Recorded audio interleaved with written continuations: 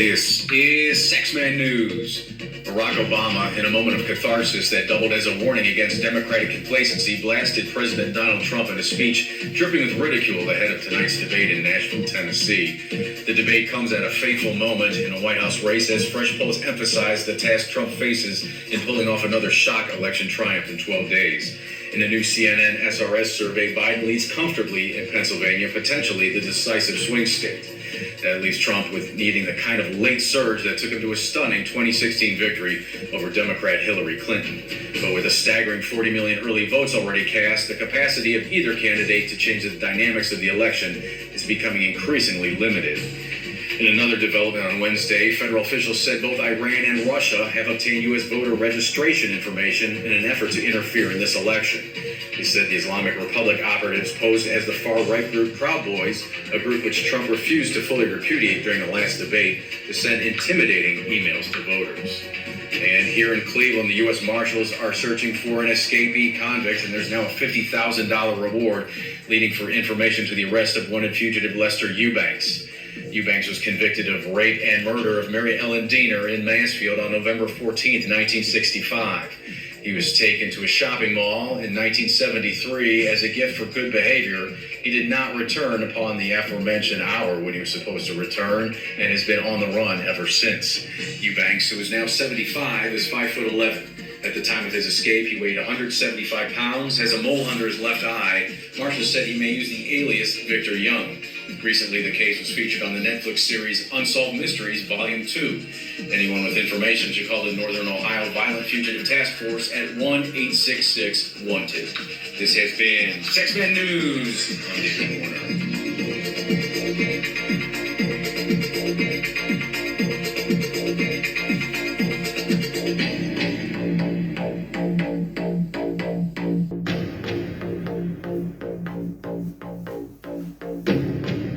Good evening, everybody. This is your boy Saxman. This is another episode of the Saxman Russaw Show. Once again, I've got some videos I'll share with you to let you see what's going on in the world and along with the election and everything. Again, I'm not allowed to say these things because every time I speak my mind, speak this stuff, I get censored. So I'm just going to put it out. Let you guys witness it, let you see it, come up with your own conclusions, your own ideas, but hopefully you will enjoy the videos, okay? So stand by.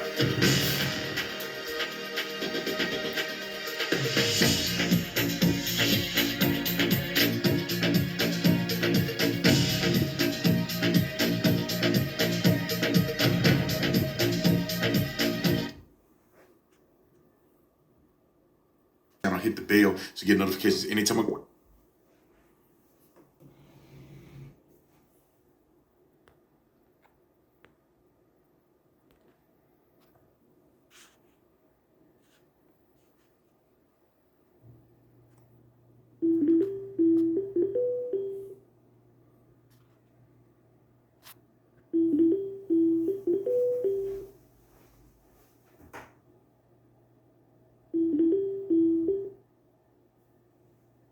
Speak to me.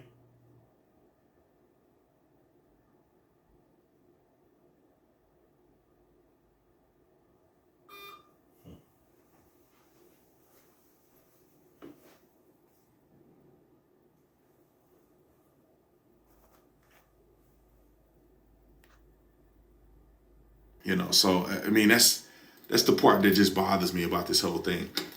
And now they're looting and protesting. I mean, my wife got a video of it, so let me find it.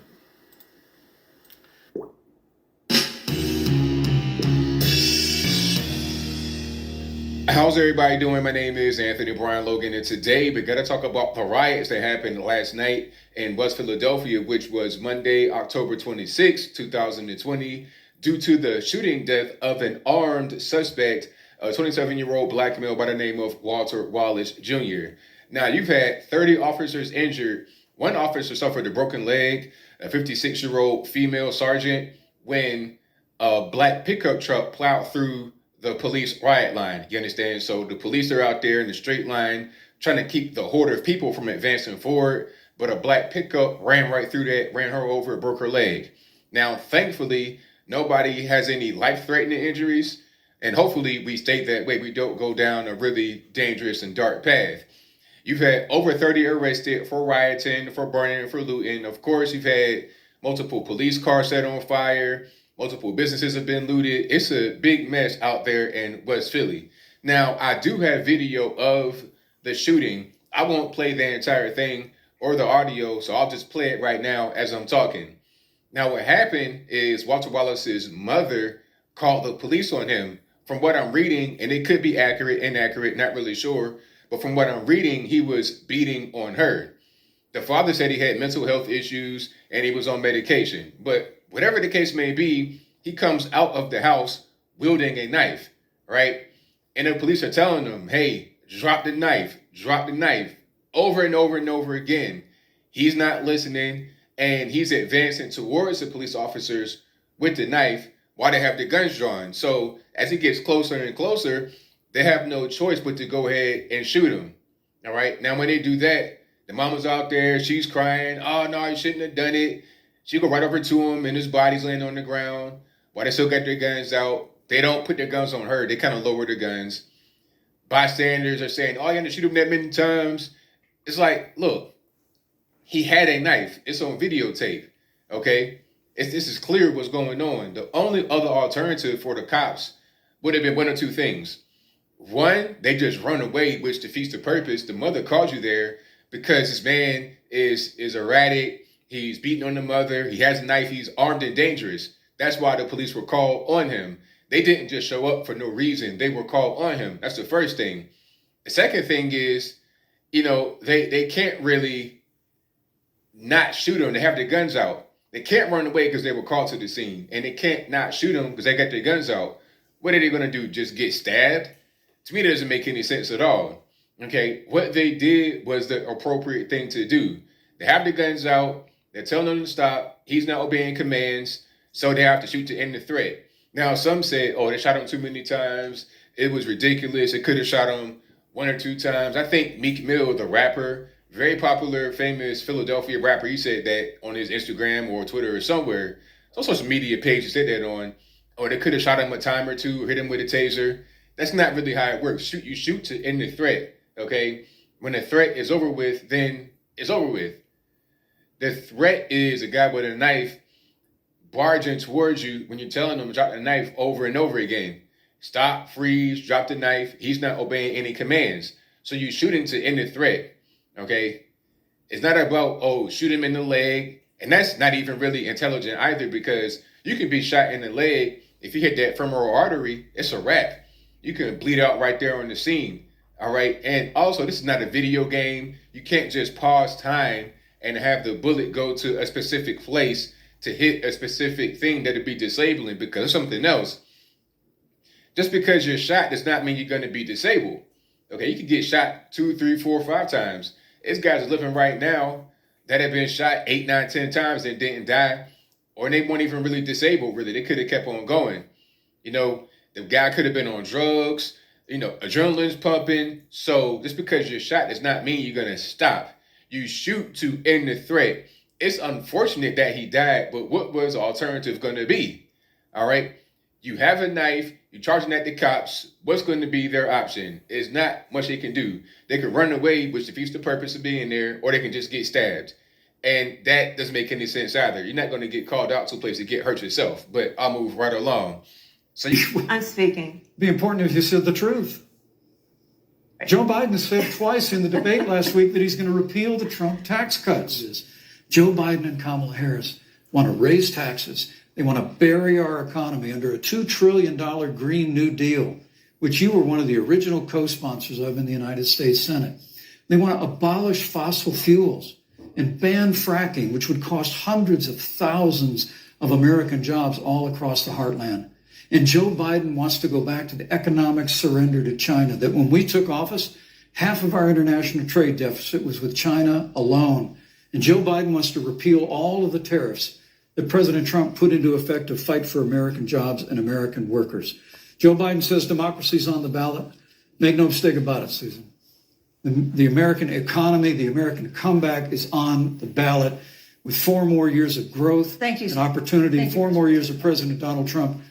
2021 Thank is you, going to Vice be the President. biggest economic year in the history of this country. Thank you, Vice President Pence.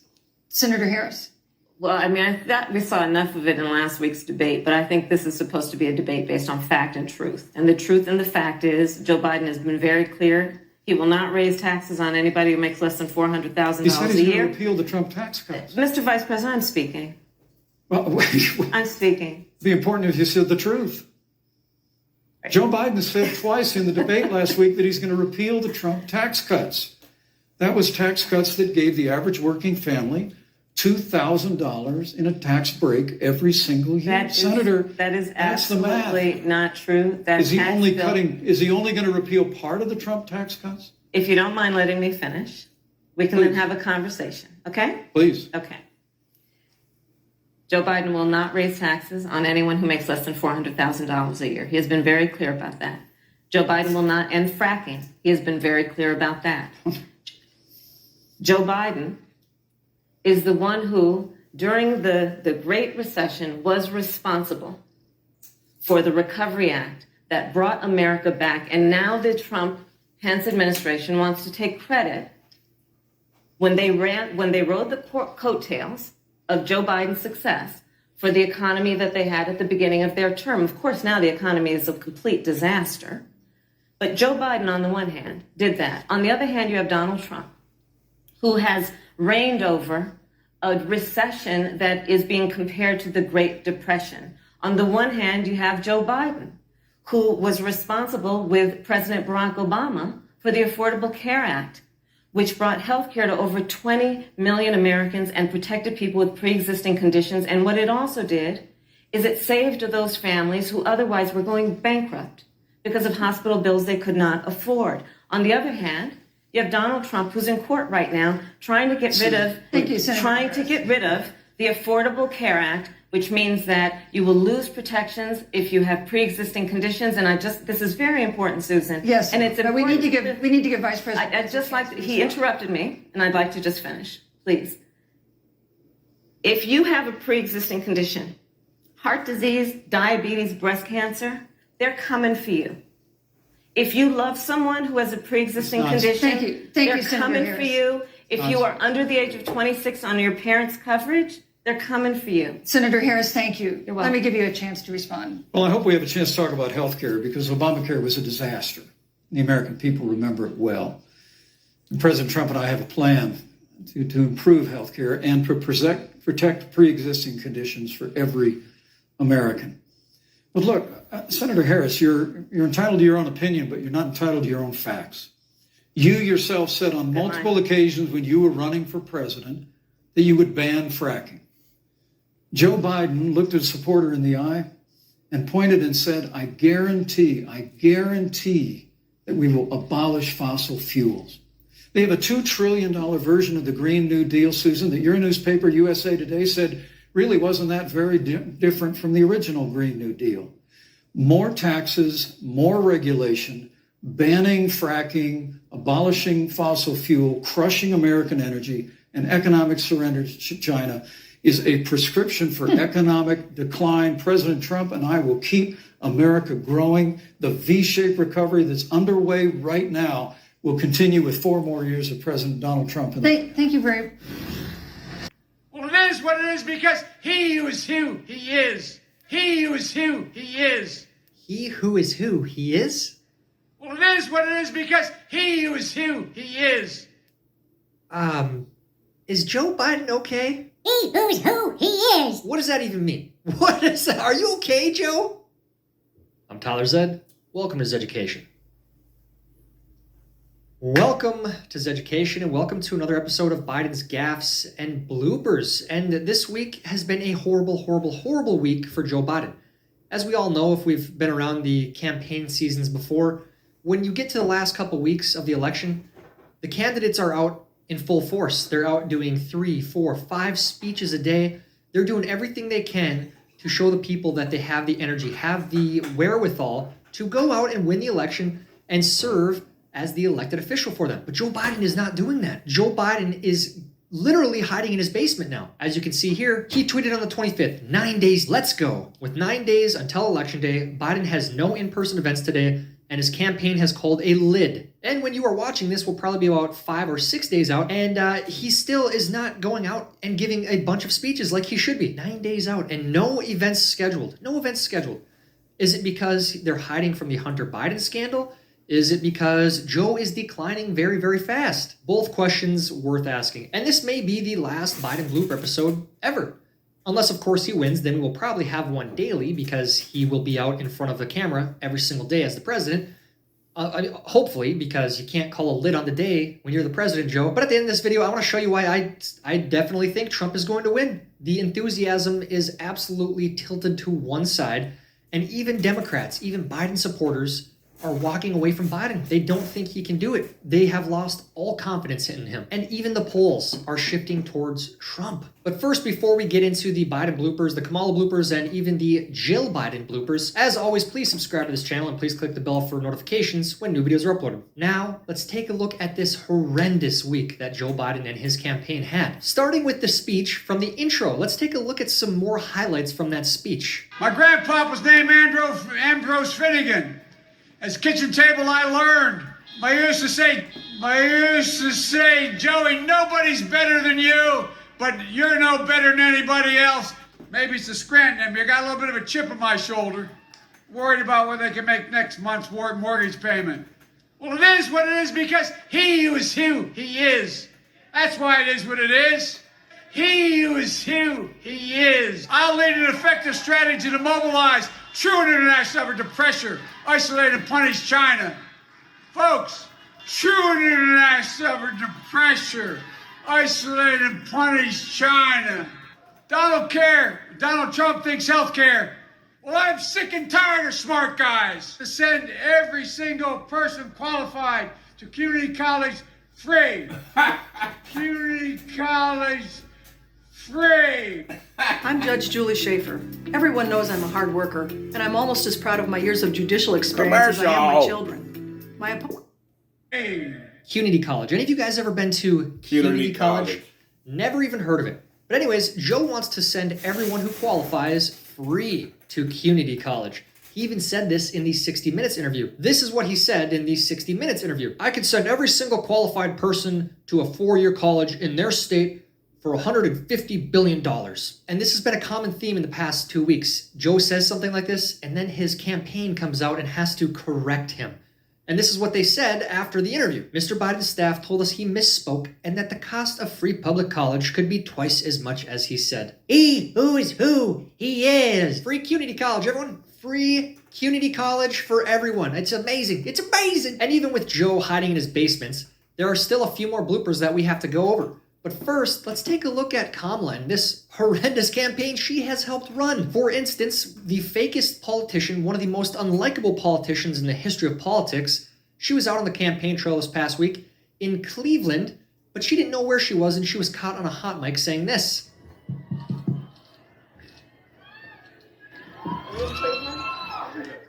Hey, Cleveland! It's Kamala!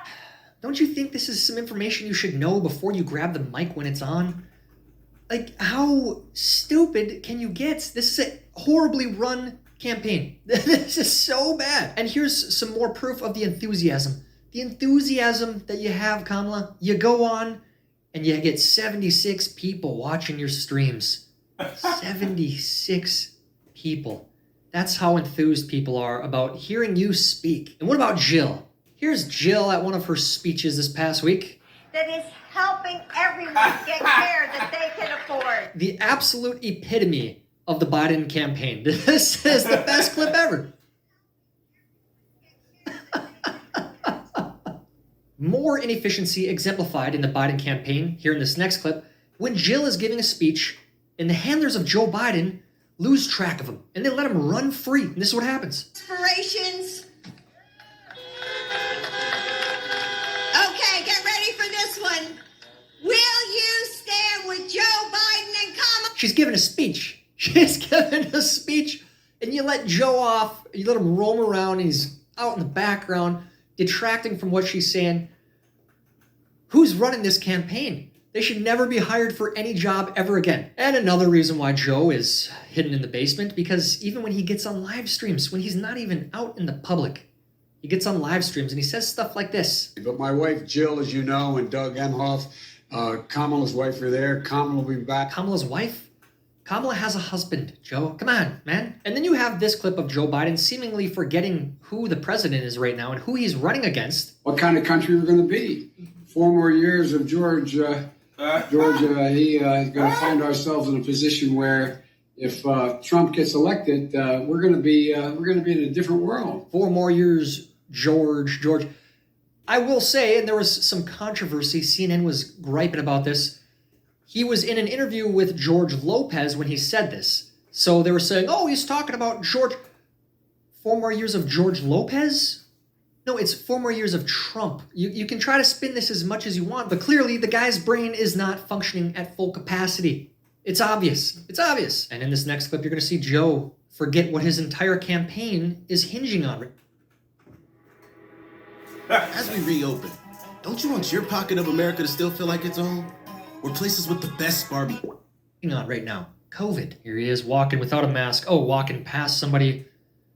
He's walking. Oh, past more people. Oh no, into groups. Fist bumping without a mask. You kidding me? Put a mask on. You kidding me? He's just standing there without a mask on. And oh man, wow. Right. Like I said, the whole campaign is revolving around COVID now. They're hoping that the mainstream media has drummed up enough fear in people to vote against Trump. And they're hoping that they convince these fearful people that it's all Trump's fault, which I don't think people are buying it. People are sick of it. People are sick of Governor Whitmer, Governor Walz, Governor Newsom, Cuomo. The people who have truly failed in this whole COVID thing and are also pointing the finger and blaming Trump. Along with Joe's accelerating decline in his mental capacity, we also have the Hunter Biden scandal. And this is how he responds when asked about this. And this might be another reason why he is hiding in the basement. Okay, Mr. Biden, if I can. Sure. Questions of controversy continues today about Hunter Biden, your son's. There is no controversy about my son. It's all a lie. It's a flat lie because the president has nothing else to run on. No controversy. Joe, there is some very, very, very damning evidence, text messages from your brother mentioning you, a lot of emails from Hunter and his business partners talking about cuts for the big man, which we all are assuming is you, which is something you need to come out and clarify. You need to tell everyone that you are or are not the big man. And if you aren't, we need to know who that is too. I mean, this is information that we need to find out. There's a lot of damning evidence, all verified information. So maybe that's why you're hiding. Regardless, all of this hiding has hurt you big time. And even the polls, like I said, I don't remember one single poll in 2016 saying that Trump was going to win. Not one. They were all like 15, 20 points plus for Hillary. Almost all of them. But now the polls are actually shifting towards Trump's favor. Take, for instance, this one in Pennsylvania, where it shows Trump leading. And then you have the Rasmussen poll, which also shows Trump leading. This should be very concerning to you, Joe, you and your campaign, but you continue to hide, which is great. I want you to keep hiding. I want you to keep avoiding people, avoiding the cameras, because it shows that you don't have the ability to be on call 24/7 and lead the country and lead the world. And most voters aren't stupid. They see this as well. And they are walking away from you. Take, for instance, this CNN interview. Biden since Thursday has made it very difficult for me to even consider him as a candidate. Why? What happened? What happened at the debate? Well, I mean, at the debate, the way he kind of flip-flopped on his entire oil thing, and the way he kind of flip-flopped on the fracking, and he's made a lot of mistakes. When it comes to dog whistles, as being a Cuban Hispanic, I mean, we have dog whistles that worry us too about communism and socialism. And when I hear Kamala Harris yesterday kind of laughing it up, it's not a joke to us, man. And then you have this interview on MSNBC. What are you looking for? What do you need to hear? Let's start at the crime bill and the fact that he has not only not apologized, he has not only not rectified. Every time he reverts back to, well, it was the Black Caucus members in the church, but they were with it too. Okay, you fooled them as well. You never said I'm sorry. It's like I didn't do it. I want to hear an ironclad plan. I don't want to hear if this or if that or after the election. Does the presence of Kamala Harris on the Democratic ticket sway you at all? Not at all. I don't know who said she had our vote. She does not. We were supposed to grab onto Kamala with the black girl magic, but that didn't happen because she didn't right her wrongs. Like, I hold officials accountable. I don't care what color you are. And I think that too often we automatically think that because someone looks like you, that they're going to have your best interests at heart. And that's just not simply true. Identity politics is failing, and it's a beautiful thing. Kamala, people see right through her. They see right through you guys' pandering attempts. You try to pander to minority groups by putting in Kamala, and it's failed. It failed miserably. We've seen this before. In the history of the great American experiment, extremist groups have risen to challenge our democracy. One of the most unlikable people of all time. And Joe, you, again, are showing that you cannot lead. You're showing that you do not have the stamina to lead. You don't. And all of this is great news for Trump. And that's why, again, I continue to predict a Trump win. I think Trump is going to win next Tuesday. Let me know what you guys think in the comments. You guys think Trump is going to win? What do you think about all these bloopers?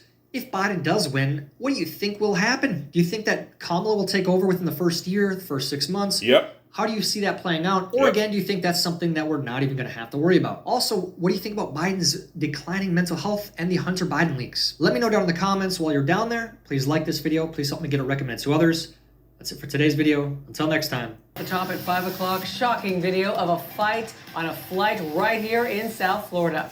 A couple of unruly airline passengers getting pretty physical with a flight attendant. And now we know what led up to that tense confrontation. Let's go to Local 10's Janine Stanwood. Live now with more on that violent video. Janine.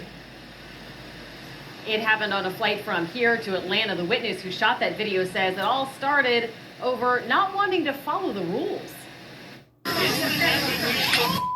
Tensions high on board a Delta flight from Miami to Atlanta. Watch again. The passenger appears to shove a flight attendant in the face after witnesses say she and her companion would not comply with the rules before takeoff.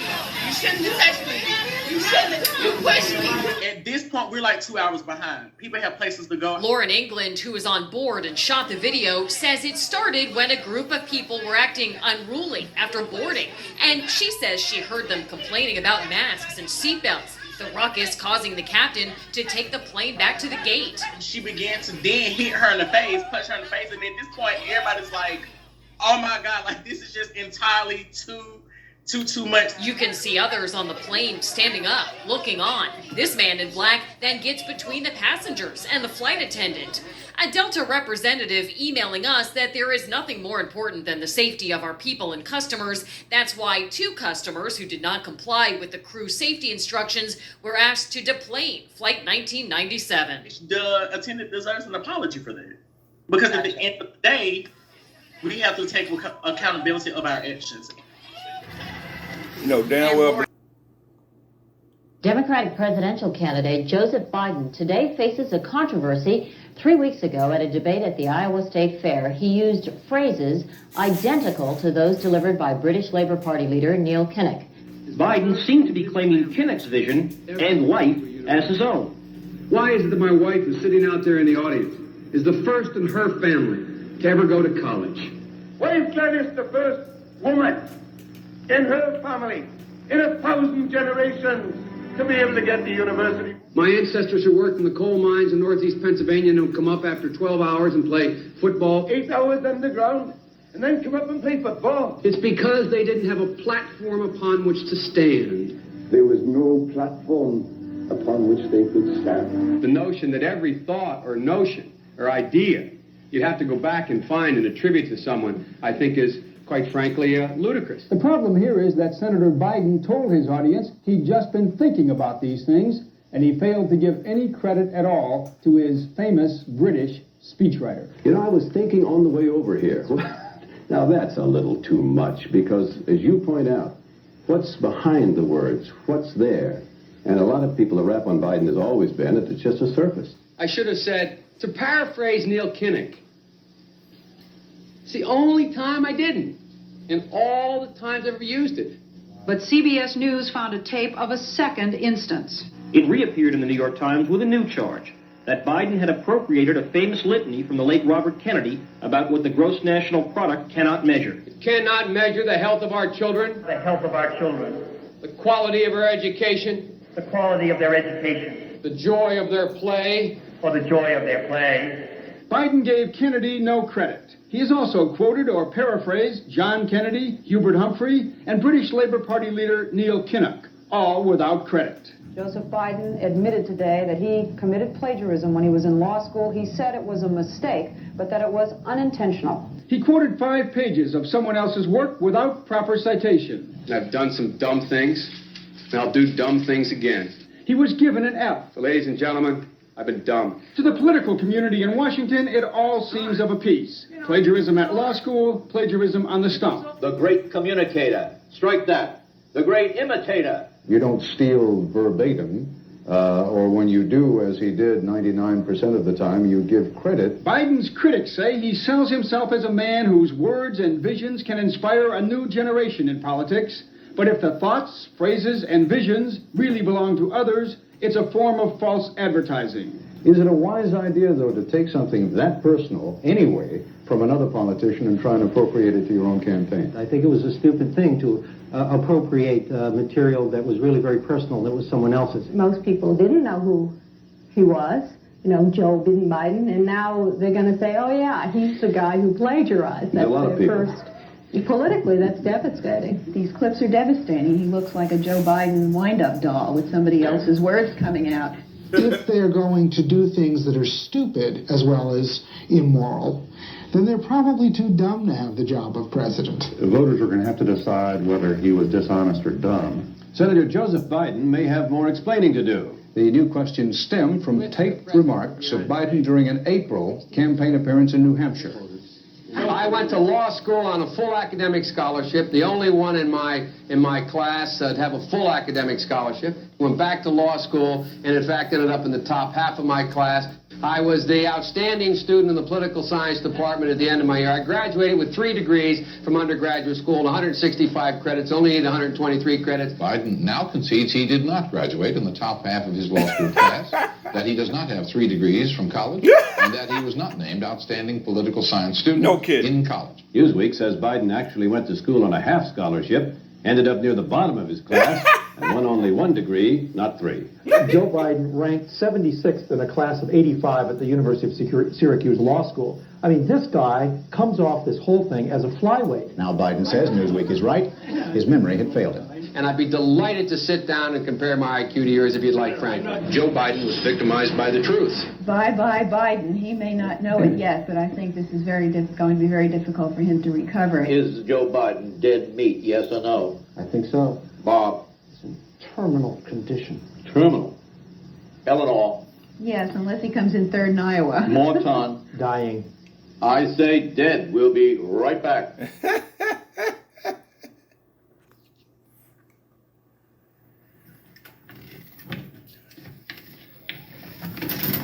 Oh, yeah. Yeah, you're busted, bitches. I got your license plate, too, yeah. You're being turned in there, bitches.